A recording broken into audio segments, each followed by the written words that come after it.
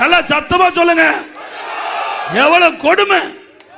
நமக்கு துரோகம் செய்கின்றவர்கள், நமக்கு வருகின்ற நீரை தடுத்து நிறுத்த வேண்டும் என்று சபதம் இடுகின்றவர், அவரோடு பிரச்சாரம் செய்கின்ற முதலமைச்சர் மீண்டும் ஆட்சி வருவதற்கு துடிக்கிறார். அதற்கு நீங்கள் சந்தர்ப்பம் கொடுப்பீங்களா? சட்ட ஒழுங்கு சந்தி சிரிக்குது. எப்பொழுதெல்லாம் திமுக ஆட்சிக்கு வருதோ அப்பொழுதெல்லாம் சட்ட ஒழுங்கு சீர்கெட்டு கிடக்கும். அதே நிலைதான் இப்பொழுதும். எங்கே பார்த்தாலும் போதைப் பொருள் விற்பனை பல வடிவத்தில் வந்தாச்சு. கஞ்சா போதைப் பொருள் சாக்லேட் வடிவத்தில் கிடைக்குது, திரவ வடிவத்தில் கிடைக்குது.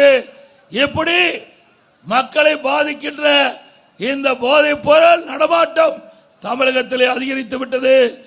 இன்றைக்கு கஞ்சா விற்காத இடமே இல்லை. நகரத்திலிருந்து கிராமம் வரை